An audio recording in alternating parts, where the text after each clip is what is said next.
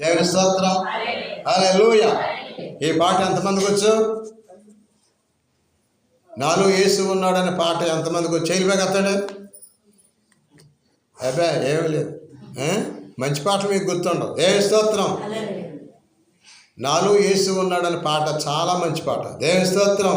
హల్లెలూయా. నడిపించు నానావ అనే పాట ఎంతమందికి వచ్చు? నడిపించు నానావ 2 చరణాలు చూడకుండా పాడేవాడు ఎవరున్నారు?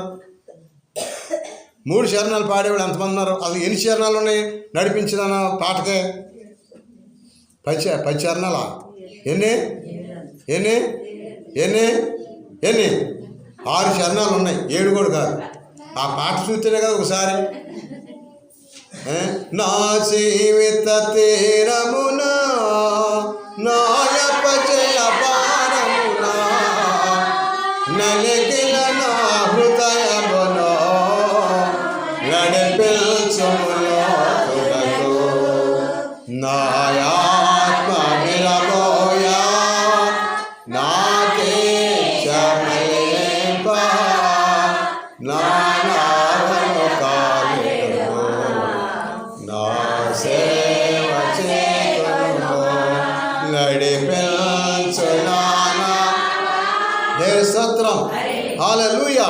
ఆగమన కాలం ఎన్నో ఆదివారం ఈరోజు? అందుకు చెప్పండి. 3వ ఆదివారం. ఈ 4 ఆగమన కాలాల్లో మనం దేవుని వాక్యాల సువార్తలు బాగా చదవాలని చెప్పాను పోయినసారి. మత్తయి సువార్త, మార్కు సువార్త, లూకా సువార్త, యోహాను సువార్త. ఎందుకు ఈ 4 సువార్తలు చదవాలంటే ఈ 4 సువార్తలు చదివితేనే ఆ ప్రభు గురించి పరిపూర్తిగా అర్థమవుతుంది. ఎందుకంటే మత్తయి సువార్తికుడు ఏమి రాసుని తెలవాలి. అందుకే బైబిల్ చదివి రిఫరెన్స్ చదివి వదిలేస్తున్నారు. చాలాసార్లు చెప్తాను లోతైన సత్యాలు, అవి ఎంతమంది గ్రహిస్తారు? అందుకని మత్తయి సువార్త ఎందుకు చదవాలి అంటే యేసు ప్రభు యొక్క వంశావళి దాంట్లో ఉంది. దేవుని స్తోత్రం. మత్తయి సువార్త 1వ అధ్యాయం 1, 2, 3 వచనాలు. మత్తయి సువార్త 1వ అధ్యాయం 1, 2 వచనాలు. మత్తయి సువార్త 1వ అధ్యాయంలో 1, 2 వచనాలు. అక్కడ మనం చూసినట్టే అబ్రహాము ఇస్సాకు కనెను, ఇస్సాకు యాకోబు కనెను, యాకోబు అది. కాబట్టి ఇక్కడ వంశావళి వస్తుంది. యేసు ప్రభు ఏ వంశావళి పుట్టాడో నీకు తెలవాలంటే మత్తయి సువార్తను చదవాలి. దేవుని స్తోత్రం. మత్తయి సువార్త 1వ అధ్యాయం 17 వచనం. మత్తయి 1:17.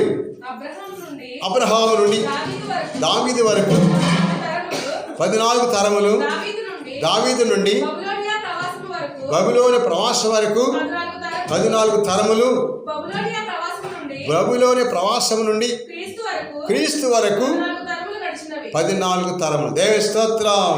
అది యేసు ప్రభు వరకు. చూసారా, అబ్రహామును దావీదు ఇక్కడ చెప్పుకుంటూ యేసు ప్రభుకి ఆయన కనెక్ట్ చేశాడు మత్తయి సువార్తికుడు. అందుకని ఎంతమంది చదివారు? ఈ 4 సువార్తలు చదవమన్నాను. చదివారా? మీకు ఏమబట్టిన చదవాలని?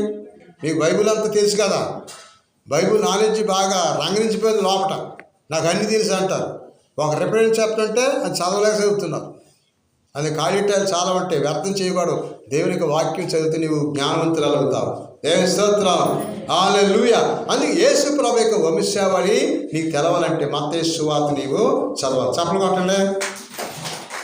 అయితే చదివేవాడు చదువుతారు, చదవడం ఏం చేయాలి? చదువుతుంటే నీవేం చేయాలి? వినాలి. వినటం కూడా నీకు చెవుడు ఉందనుకో, వినపడనుకో, నువ్వేం చేయాలి? ఏం చేయాలమ్మా? ఆ బైబిల్ని కాస్త తెరిచి కళ్ళకి ముద్దెట్టుకుంటామా, కళ్ళుతో చూడటమా, ఏదో చేయాలి. అందుకే చాలా బాగుంది. అందుకే ఇన్ని ఆ పంచేంద్రియాలు దేవుడు మనకి ఇచ్చాడు. ఒకటి కాబట్టి ఒకటి. అందుకని సువార్తలో మత్తయి సువార్తను చదివితే యేసుక్రీస్తు వంశావళి తెలుస్తారు. అలాగే యేసు ప్రభు మరి అబ్రహాము వంశావళి గురించి రాసుకుంటూ వచ్చి ఆ మరియా యోసేపుల దగ్గరికి తీసుకొచ్చాడు. వాళ్ళ గర్భంలో, మరియ గర్భంలోనే యేసు ప్రభు వచ్చాడంటున్నాడు సువార్తికుడు మత్తయి. దేవుని స్తోత్రం. అలాగే యేసు ప్రభు దైవ కుమారుడు భూలోకానికి ఎందుకు వచ్చాడు? అసలు ఏం చేయడానికి వచ్చాడంటే ద సర్వెంట్ ఆఫ్ గాడ్, దేవుని యొక్క ప్రాణానికి నెరవేర్చడానికి ఈ లోకానికి వచ్చాడు. అందుకే అన్నాడు మార్కు 1వ అధ్యాయం 18, 19, 20 వచనాలు. మార్కు సువార్త చూసారా ఏమి జరుగుతుంది ఇక్కడ? మార్కు సువార్తలో యేసు ప్రభు శిష్యుల్ని ఎన్నుకుంటున్నాడు, పిలుస్తున్నాడు. వెంటనే వారు తమ వలను విడిచిపెట్టి ఆయన వెంబడించిరి. పడవలో యాకోబుని అతని సోదరుడు యోహాను చూసి వెంటనే వారిని పిలిచాను. వారు తమ తండ్రిని పనివారితో పడవలో విడిచిపెట్టి దేవుని స్తోత్రం తండ్రిని విడిచిపెట్టారు. పనివాళ్ళు కూడా నీకనాకని పడవలై కొన్ని లక్షలు ఖరీదై యేసుప్రభు పిలవగానే వచ్చేసారు. ఈనాడు కూడా మనం వస్తున్నాం అలాగా. ఏమా సుభాషిని వస్తున్నారా? విలువైన పడవలు ఎదురు చేశారు అంతే. యేసుప్రభు అంటే ఎక్కువ కాదు. అలాగే విలువైన పనులు ఉంటాయి మన ఇళ్ళలో, అవన్నీ వాటికి అంటిపెట్టుకుంటే ఏం లాభం? అందుకనే ప్రభు మాటలు, అదిగో చాలరులు, అదిగో వల వేసుకునేవాడు, ఆ చేపలు పట్టుకునే వాడిని పిలుచుకున్నాడు. దేవ స్తోత్రం. ఎందుకని పిలిచాడు ఆమె? ఎందుకు పిలిచాడు? కారణం, ఈ భూలోకంలో జీవించే ప్రతి ఒక్కరికంటే జాలరే ధైర్యంగా ఉంటాడు. చప్పలు కొట్టండి. ఎందుకని ప్రాణాన్ని తెగించి వెళ్తాడు, వేటకెళ్తాడు, రాత్రంతా నీటితో అదే పోరాడుతూనే ఉంటాడు. అలలు అనేకమైనటువంటి సుడిగుండాలు అనేకమైన వస్తాయి. అనేకమైన జీవరాశుల్లో మనిషిని అవలేలకు తినేసే వచ్చేస్తాడు. ప్రాణాన్ని తెగించిన వాడిని పిచ్చుకున్నాడు ఆయన. దేవుని స్తోత్రం. క్రైస్తవుడా, సైనికుడా, బలవంతుడా, పరిశోధుడా, కదలిరా ఓ కదలిరా, కదలిరా ఓ కదలిరా. క్రైస్తవుడా, సైనికుడా, బలవంతుడా, పరిశోధుడా, కదలిరా ఓ కదలిరా, కదలిరా ఓ కదలిరా. జై స్తోత్రం. బలమైన వాడు ధైర్యవంతుని ప్రభు పిలుచుకున్నాడు. ఆయన పిలవగానే శిష్యులు సరెండర్ అయిపోయారు. అలాగే నాడు కూడా మనకు ఎన్నో పనులు ఉంటాయి. ఎప్పటి వరకు ఉంటాయి పనులు? వరలమా చచ్చే వరకు ఉంటాయి. ఎప్పటి వరకు? నువ్వు చచ్చి చావగొట్టిన తర్వాత తట్టుకుంటాయి. అప్పటి వరకు తిరుగుతూనే ఉంటాయి చుట్టూ. అందుకని మనకు బ్రతికుండగానే జీవముండగానే దేవుని తెలుసుకోవాలి. అందుకే ప్రభు అన్నాడు, యోహాను సువార్త 11వ అధ్యాయం 25, 26 వచనాలు. మత్తయి సువార్త యోహాను సువార్త 11వ అధ్యాయంలో మనం చూస్తున్నాం. 25వ వచనం నుండి ప్రభు ఏమంటున్నాడు తెలుసా? అప్పుడు యేసు, నేనే పునరుత్థానము జీవముని, నన్ను విశ్వసించువాడు మరణించినను జీవించను. జీవముండగా నన్ను విశ్వసించి ప్రతివాడు ఎన్నటికి. అది కాబట్టి నన్ను విశ్వసించి బ్రతికి ఉండగా, అది బతికొండగా ఆ పని ఈ పని ఏదో పని చేసుకుంటామండి. చావు బ్రతుకుల్లో బాధల్లో నాయన ముక్కుతో నూరితే కుదరతాం. నీకు ఆరోగ్యం ఇచ్చాడు ఐశ్వర్య దేవుడిని బ్రతికొండగానే దేవుడిని తెలుసుకోవాలి. దేవుని స్తోత్రం. చప్పలు కొట్టలే. బ్రతికి ఉండగా ఎవడైతే నన్ను అంగీకరిస్తాడో చనిపోయినప్పుడు కూడా నా మనిషి అని ప్రభు చెప్తున్నాడు. అందుకే నాడు యేసు ప్రభు ఎందుకు వచ్చాడమ్మా? ఎవరు వంశావళి వచ్చాడో? అబ్రహాము వంశావళి నుంచి చూసుకుంటూ వచ్చాడు. ఎందుకు వచ్చాడు ఆయన? తండ్రి తనకు అప్పగించిన రక్షణ ప్రణాళిక నెరవేర్చడానికి వచ్చాడు. తదుపరి తనతో పాటు ఇంకా శిష్యులు ఆయన వాక్యం అందించి, బోధన అందించి, అద్భుతాన్ని చూసి తదుపరి ఆయన తండ్రి పని పూర్తి అయిన తర్వాత ఆ శిష్యులు ఆ పనిని కొనసాగించడానికి ధైర్యవంతులు ఎన్నుకున్నాడు. దేవుని స్తోత్రం. వాళ్ళే జాలరు. ఈనాడు దేశ సైనికులు ఉంటారు, రక్షక భటులు. ఆమె ఓటక్లో తీసుకెళ్ళి మిలిటరీలు పెడతాడా? ఏమా మనుషులు చూసి పారిపోయాడు, ఆ తుపాకులు బాబు నా దగ్గర పేరుపోతామని అనుకున్నవాడిని సైనికుడిని సెలెక్ట్ చేస్తారా? సైనికుడికి వెళ్ళాలంటే గుండె ధైర్యం ఎంత ఉందో సెలెక్ట్ చేస్తారు. గుండెని వాళ్ళు చూసినట్టయితే తూకం వేస్తారు. గుండె పవర్, మనసు, బోన్స్ ఇవన్నీ ఎంతవరకు ఉందండి వాళ్ళు తూకం వేసి కరెక్ట్గా వాళ్ళు సెలెక్ట్ చేస్తారు. ప్రతి ఒక్కరు తీసుకెళ్ళి పిరుగోండి సైనికులు చేస్తే ఎలా ఉండదా? ఆ శత్రు సైన్యం ఏమవుతే వాళ్ళు సొరబడి వచ్చేస్తారు. అందుకే ధైర్యవంతుల్ని సైనికులు చేస్తారు. దేశ సంరక్షణ కొరకు చుట్టూ కూడా గస్తీ కాస్తారు. వాడల రేవు దగ్గర కావచ్చు, పర్వత శిఖరాల దగ్గర కావచ్చు, మరి సముద్ర తీరాలు కావచ్చు, ఎప్పుడు తిరుగుతూనే ఉంటారు. ధైర్యవంతులు వాడు. అందుకే నాడు మన చుట్టూ కూడా తిరుగుతుంది. ఏంటది? మనలో అప్రమత్తం లేకపోతే మన చుట్టూ కూడా తిరుగుతుంది. ఏంటది? అపవాదం తిరుగుతుంది. ఎవడైతే బలహీనంగా, ఎవడైతే ఓటెక్కలుగా ఉన్నారో ఓటెక్కలుగా మొత్తం కబళించేద్దాం. పేతురు, మొదటి పేతురు పత్రిక 5వ అధ్యాయము 8లో 5వ అధ్యాయం 8వ వచనం. అక్కడ మనసును మెలకువగా ఉండుడి, జాగరూకులై ఉండుడి. మీ శత్రువు మీ శత్రువు సైతాను గర్జించి సింహంలే తిరుగుచు ఎవరినేని కబళింప చూస్తున్నాడు. దేవుని స్తోత్రం. కబళిస్తాడు. ఎవరైతే వీక్గా కనపడుతున్నారో, ఎవరైతే అవిశ్వాసం ఉంటున్నారో వాళ్ళని పట్టుకుంటాడు అంతే. అందుకే నాడు ఆలోచించాడు. మరి గర్జించే సింహం అంటే అపవాద సైతాను. అలాగే ఈనాడు మన చుట్టూ కూడా దేవుడు ఇంకెవరు తిరుగుతారు? దేవదూతలు తిరుగుతారంట. వాడు నాశనం చేసేస్తాడేమో. చూడు, కీర్తన గ్రంథం 34వ అధ్యాయం 7వ వచనం.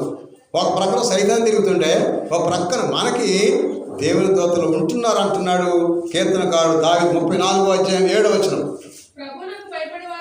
ఆ ప్రభువునకు భయపడి వారి చుట్టూ ఆయన దూత శిబిరం పన్నును సకల ఆపదల నుండి. దేవుని స్తోత్రం. చప్పలు కొట్టండి, గట్టి కొట్టాలి, తక్కువ లేదు. అందుకే ఈరోజు ఏమైనా ఎస్ఐపి వస్తా వాడు సడల చేతుల్ని టపటపని కొట్టాలి. చూడు, వల్ల వేసినప్పుడు ఆ చేప ఆ పొట్లు వేసినప్పుడు టపటప కొట్టేంత ఏంటదే ఎంత చాలా కొంటుందో. దేవుని స్తోత్రం. చప్పలు కొట్టమంటే కొడదాం వద్దా? పిల్లలు కొడతావు నువ్వు? దగ్గర రమ్మని ఈ పంట ఒక్క సరిపోద్దు కాబట్టి టాప్ అంటుంది అంతేమా. అప్పుడు వస్తుంది నీ శక్తి. దేవుని సరి చప్పలు కొట్టడం నేర్చుకో. దేవుని స్తోత్రం. అందుకే నాడు బలవంతులుగా ఉండుడి, శక్తివంతులుగా ఉండుడి, పౌరుషంగా ఉండంట పౌరు. మొదటి కొరింథీ పత్రిక మరి చూసినట్టయితే 16వ అధ్యాయం 13వ వచనంలో దేవుని బిడ్డలకు ఉండవలసినట్టు బలమైన మాట చెప్తున్నాడు. మొదటి కొరింథీ పత్రికలో 16వ అధ్యాయము 13వ వచనం. ఈనాడు జాగరూకులైండుడి, విశ్వాసమున దృఢముగా ఉండుడి, ధైర్యము కలిగి బలవంతులైండుడి, ప్రేమపూర్వకముగా అన్ని పనులు చేయాలి. అందుకనే అన్ని పనులు చేయాలంట. పాస్టర్ గారు ఏం చెప్పారు? దైవశాఖలో చెయ్యాలి. బాబు ఈ లైట్ కట్టాలి దాని స్వప్నంతో రావాలి. ప్రేమపూర్వకంగా చేస్తే నువ్వు దేవుని ఆజ్ఞని శిరస వహించినట్లు. దేవుని స్తోత్రం. అందుకే ఆయన వచ్చారు, ఏదైనా పని చెప్తారేమో, గుడి చూడమంటారేమో, ఆ బల్ల లాగమంటారేమో, నాకెందుకు గొడవ, అందుకో చివరి వ్యక్తి వదిలిపోతాను, చాలా తప్పించుకుంటారు. అందుకని దేవుని వాక్యం చెప్తే ప్రేమపూర్వకంగా అన్ని కార్యాలు చేసిన వాడి దేవుని బిడ్డ. చప్పలు కొట్టండి. అందుకే పునీత పౌలు ఈ విషయాలు మనకు ఘంటాపదంగా చెప్తున్నాడు. అందుకని దేవుని సువార్త చదివితే నీకు అర్థమవుతుంది. ఒకటి మత్తయి సువార్త వంశావళి గురించి తెలుస్తుంది. మార్కు సువార్త యేసుప్రభు ఎందుకు వచ్చాడో ఆయన చెప్తాడు. అందుకనే పేతురు గారు అత్త జ్వరంతో ఉన్నప్పుడు, మంచాలు పడినప్పుడు ఆయన బాగు చేశాడు. ఎప్పుడైతే ఆమెకి ఆరోగ్యం వచ్చిందో చుట్టుపక్కల దెయ్యాలెట్టిన వాడు, అనారోగ్యవంతులందరూ కూడా చేరారు. యేసుప్రభు వాళ్ళని ఆశీర్వించాడు. అది తండ్రి పని నెరవేర్చడానికి, వారిలో ఉన్న శారీరక బలహీనతలన్నీ కూడా తీసివేయటానికి యేసుప్రభు వచ్చాడు. అదే సర్వెంట్ ఆఫ్ గాడ్, దేవునికి పనిని నెరవేర్చడానికి వచ్చాడు యేసయ్య. దేవుని స్తోత్రం. అలాగే ఈ మానవ జాతిని రక్షించడానికి లూకా సువార్తికుడు రాసినటువంటి గ్రంథంలో మనం చూస్తున్నాం. ఎందుకు వచ్చాడు యేసుప్రభు? లూకా 19వ అధ్యాయం 10వ వచనం. లూకా సువార్త 19వ అధ్యాయం 10. అక్కడ మనం చూస్తే నశించిన దాన్ని వెతికి రక్షించడానికి మనిషి కుమారుడు, అది కాబట్టి మనిషి కుమారుడు ఎందుకు వచ్చి తప్పిపోయిన దానిని అది రక్షించడానికి. అందుకే రక్షకుడు ఉదయించాడని పాడతాం క్రిస్మస్లో. ఏం పాడదే? రక్షకుడు ఉదయించాడంటే ఎందుకు వచ్చాడు? యేసుప్రభు మానవ జాతిని రక్షించడానికి వచ్చాడంటే ఆ రక్షణ గురించి తెలవాలంటే సువార్తికుడే లోకాన్ని నువ్వు చదవై ఉండాలి. దేవుని స్తోత్రం. ఇదే మీ కానవాలు.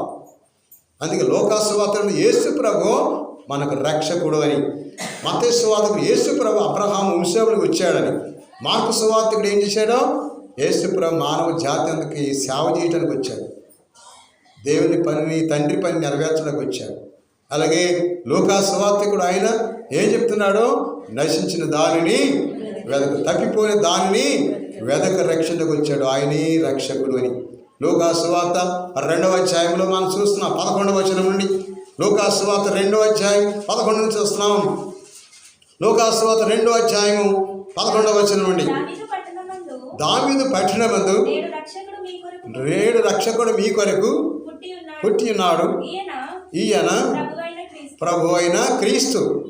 కాబట్టి ఇదే మీకు ఆనవాలు. కాబట్టి ఒక శిశువు పొత్తుకొట్టు చుట్టబడి పశువుల తొట్లు పరుండి ఉంటే మీరు చూసేది ఇదే మీకు ఆనవాలు. అందుకని ఏమన్నా ఇదే మీకు రక్షకుడు నేడు దావీదు నగరంలో పుట్టాడు అంటూ సువార్తికుడు లూకా గారు చెప్పాడు. ఆనాడు దావీదు నగరంలో పుట్టాడు యేసు ప్రభు.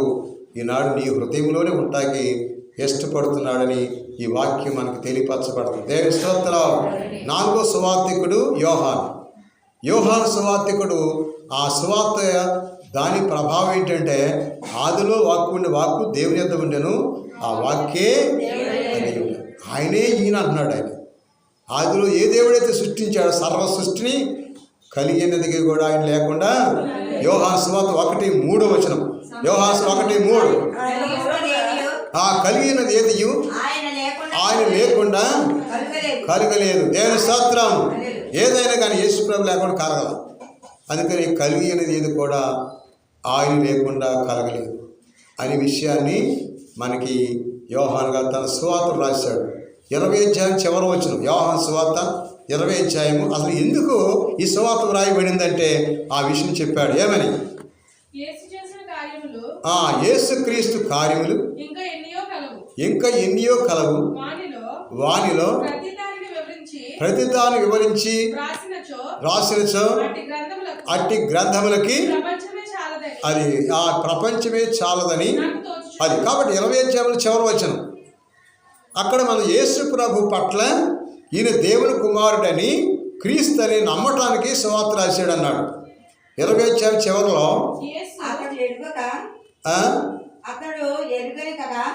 యోహాను సువార్త 20 చివరి వచనం. యేసు దేవుని కుమారుని క్రీస్తుని విశ్వసించుటకు ఈ విశ్వాసం ద్వారా ఆయన నామముని మీరు జీవం పొందుటకు. దేవుని స్తోత్రం. అది యోహాను గారి సువార్త ఎందుకు రాశాడమ్మా? యేసుక్రీస్తు దేవుని కుమారుడు, ఆయన పట్ల విశ్వాసంగా జీవించాలని మనకి రాశాడు. అందుకని ఆదిలో దేవుడే యేసు ప్రభు. అంటే యేసు ప్రభులో 2 తత్వాలు ఉన్నాయి. ఒకటి మానవత్వం, దైవత్వం. మానవత్వంలో మనం చూస్తాం యేసుక్రీస్తు మానవుడిగా ఆ శిలువ పైన వేలాడాడు, బాధ అనుభవించాడు అనుకుంటున్నా. చీప్గా చూస్తున్నాను. ఆయన దైవ కుమారుడు. దేవుని స్తోత్రం. దేవుడా కాదా? చెప్పండి అమ్మా. యేసు ప్రభు ఏమై ఉన్నాడు? దేవుడు. దేవుని స్తోత్రం.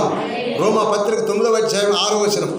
రోమిలు రాసిన పత్రిక 9వ అధ్యాయం 6లో చెప్తున్నాడు పునీత పౌలు. ఆయన గురించి ఏమనుకుంటున్నావు అసలు నువ్వు అంటూ మాట్లాడాడు. ఏమని? యేసు ప్రభు మనకి 9వ అధ్యాయం 6వ వచనం రోమా.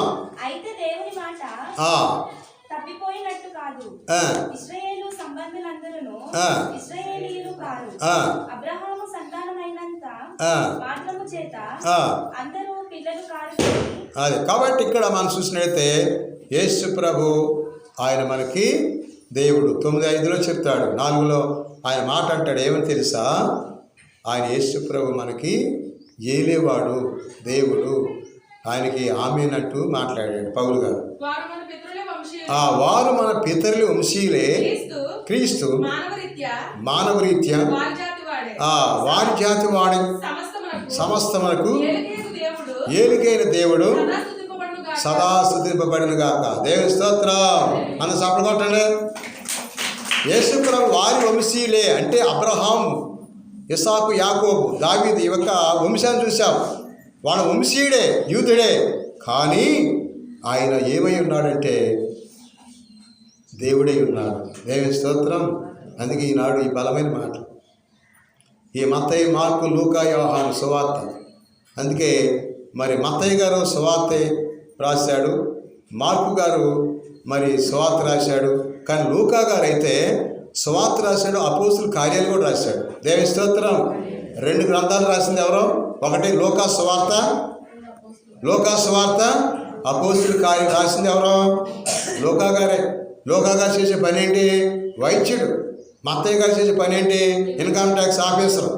మరి చూసినట్లయితే మార్కు గారు ఎవరో పేతురు గారి యొక్క శిష్యుడు, అలాగే యోహాను గారు ఎవరో యేసుప్రభు శిష్యుల్లో ఒక శిష్యుడు. అలాగే నాడు మరి దేవుని యొక్క వాక్యం యోహాను గారు లోతైన సత్యాలు రాశాడు. ఎన్ని గ్రంథాలు రాశాడు? యోహాను గారు సువార్త రాశాడు. అమ్మా మొదటి లేఖ, రెండవ లేఖ, మూడు, ఎన్నైనప్పటికే.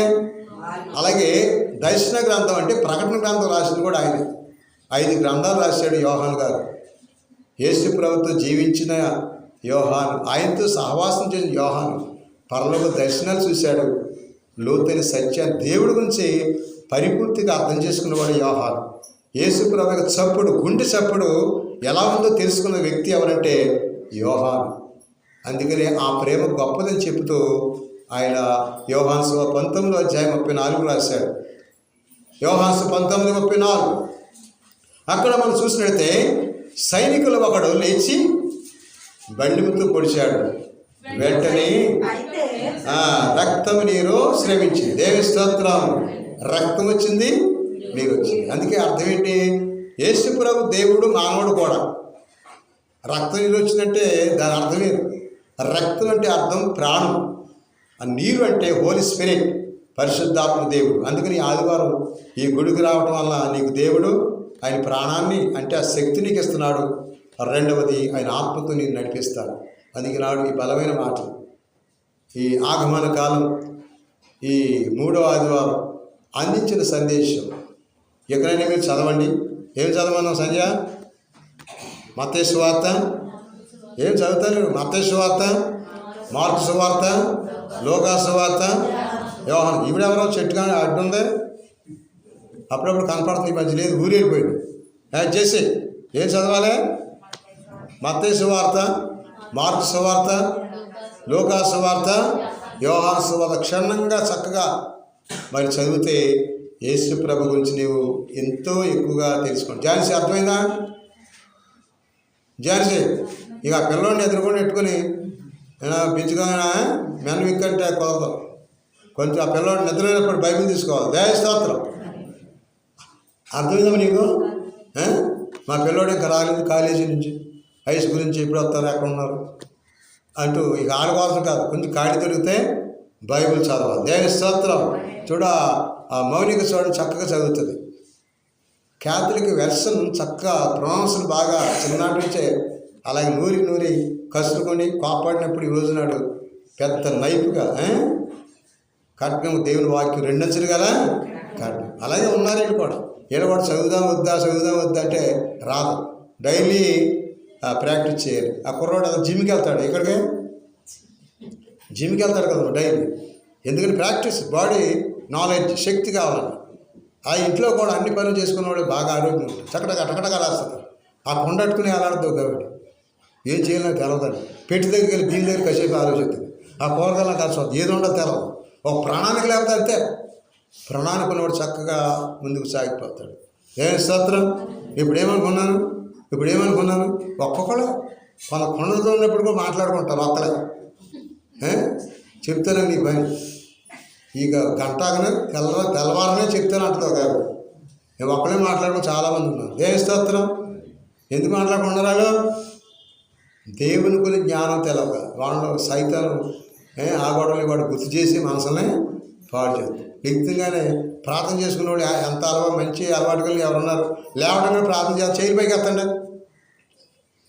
లేపుతారు సరిగ్గా చేయరు కాబట్టి లేవటం కానీ ఏం చేయాలంటే నీ చేతులు దేవుని చూపించాలి. దేవుని స్తోత్రం. ప్రతి స్త్రీ పురుషులు కూడా చిన్న ప్రార్థన చేసుకుని బయలుదేరాలి. అప్పుడు దేవుడు నీకు ఆ శక్తి నీలోకి నడిపిస్తాడు. అందుకే అంటున్నాడు మరి కీర్తన గ్రంథం ముగిస్తాను. కీర్తన గ్రంథం 22వ దావీదు కీర్తనలో 3 చెప్తున్నాడు. ఇశ్రాయేలు ప్రజలు, దేవుని ప్రజలు లేవటంగానే వారి హస్తాలు దేవుడు చూపించాలంట. ఓకే, నీవు పరమ పవిత్రుడవు. ఇశ్రాయేలు స్తుతుల నేడు సింహాసనం మీద ఆసీనుడైన వాడు. దేవుని స్తోత్రం. దేవుని బిడ్డలు చేతులెత్తి ప్రార్థన చేస్తే వాడి మీదకు దేవుడు ఆసనమవుతారని పవిత్ర గ్రంథం చెబుతుంది. అలాగే నాడు ఇటువంటి మంచి సుగుణాలు, మంచి ప్రార్థనలు, విశ్వాసం ఎదిగే ఆ శక్తిని, ఆ బలాన్ని దయచేయమని ఉన్న కాలంలో కూడా, ఆగమన కాలంలో మరి అందరూ కూడా ప్రార్థన పట్ల విశ్వాసంతో బైబిల్ చదవటం, ప్రార్థన చేసుకోవటం, మరి అటువంటి మంచి అలవాట్లు కలిగి ఉండమని, ఆ శక్తి దయచేయమని మనసారి వేడుకుందాం. ప్రభు దేవుడి వాక్యం మన హృదయం ఫలింప చేయనుగాక. పితా పుత్ర పవిత్రాత్మ నామమున ఆమేన్.